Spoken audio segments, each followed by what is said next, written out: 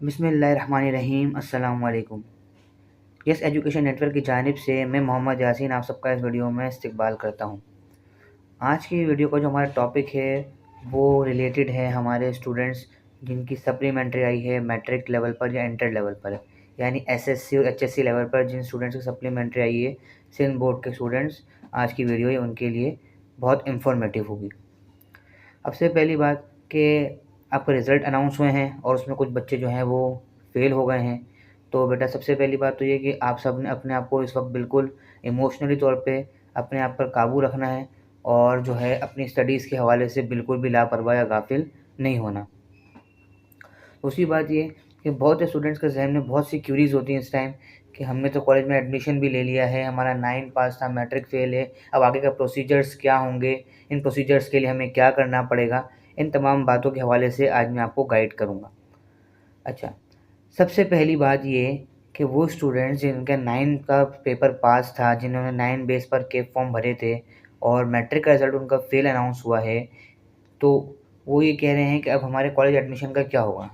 देखिए, college admission जो है ये अभी फ़िलहाल चाहे आपका 9 पास हो या फ़ेल हो, दोनों सूरतों में आपकी जो है वो सीट रिज़र्व हो जाती है कुछ टाइम के लिए कि भाई इस कॉलेज में बच्चे की सीट है। लेकिन जब तक मैट्रिक रिज़ल्ट अनाउंस नहीं होता, आपका एडमिशन उसमें जो है वो बिल्कुल कन्फ़र्म नहीं होता। क्योंकि ये बात आप सबको पता है कि जब आप कॉलेज में जाएँगे तो पहले आपकी मैट्रिक की मार्कशीट जमा होगी, उसके बाद ही फ़र्दर प्रोसीजर्स आगे बढ़ते हैं। तो सबसे पहला मसला तो यहाँ पर ये हल हो गया कि मैट्रिक के बगैर आपका जो है वो इंटर का जो है वो मामला शुरू ही नहीं होता। 9 की जो है रिज़ल्ट्स आपको सिर्फ़ आपकी कॉलेज की सीट रिज़र्व करने में आपकी हेल्प करते हैं। अब ये दूसरा मसला ये है कि स्टूडेंट से कहते हैं कि सर अब आगे का प्रोसीजर क्या है? देखिए, ऐसे स्टूडेंट्स जिनकी सप्ली आई है मैट्रिक लेवल पर, साइंस ग्रुप, जनरल ग्रुप, कोई भी ग्रुप है आपका, तो उनके लिए एक इशू ये है कि सर हमारा जो है 9 पास है, मैट्रिक फ़ेल है, या तो अब 9 जो पास था उसके मुताबिक आपने कॉलेज में सीट रिज़र्व कर ली। अब वो सीट आपकी रिज़र्व रहेगी, लेकिन कब तक रहेगी? अब बोर्ड आपको एक और चांस देगा, कोई भी बोर्ड हो, चाहे वो मैट्रिक बोर्ड हो, चाहे वो इंटर बोर्ड हो कराची का, वो आपको 2 चांस देता है 1 साल में, यानी कि एक एनुअल, एक सप्लीमेंट्री। इन केस अगर कोई बच्चा एनुअल एग्ज़ामिनेशन में रह जाता है तो फिर सप्लीमेंट्री का चांस उसको मिलता है, जिसकी मदद से फिर वो अपने जो है वो साल को ज़ाया किए बगैर उसी साल दोबारा री एग्ज़ामिनेशन देकर अपने आप को पास करवा कर, यानी खुद पास होकर जो है वो आगे अपनी स्टडीज़ को कंटिन्यू कर सकता है। तो अब जो बच्चे मैट्रिक लेवल पे फ़ेल हो गए हैं तो डिसअपॉइंट बिल्कुल भी ना हों।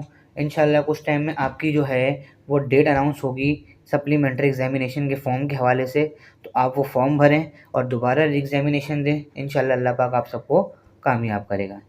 अच्छा, अब इसमें भी 2 चांसेस हैं। पहला चांस तो ये है कि अल्लाह ताला की रहमत से आप पास हो जाते हैं। दूसरा चांस ये कि उसकी हिकमत का ही तकाज़ा है कि आप रह जाते हैं। तो देखिए, अगर आप पास हो जाते हैं तो आपकी जो सीट रिज़र्व थी वो रिज़र्व ही रहेगी। आपने अपनी वो सप्लीमेंट्री की मार्कशीट अपने कॉलेज में जमा करवानी है, जमा करवाएँगे।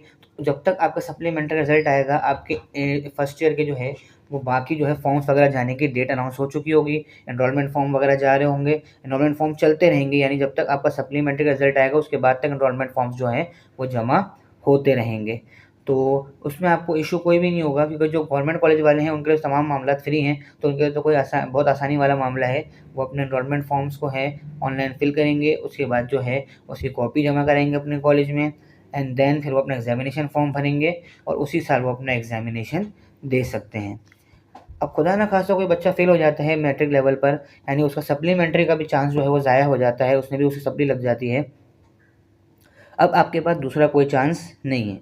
अब आपको अगले साल जो है वो मैट्रिक के एनुअल में ही आप एग्ज़ामिनेशन दे सकते हैं और जो सीट थी आपकी भी सीट की रिज़र्वेशन ख़त्म हो जाएगी।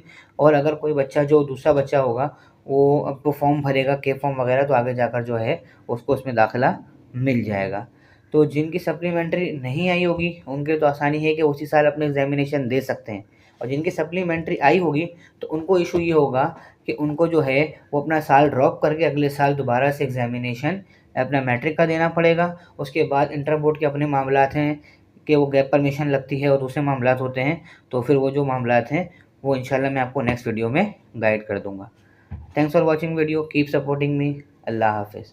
अगर आपको कोई भी क्वेरी हो मेरी इस वीडियो के हवाले से तो आप मुझे कमेंट सेक्शन में मेंशन कर सकते हैं, इंशाल्लाह मैं आपको ज़रूर रिप्लाई करूँगा। Thank you for watching. अल्लाह हाफिज़।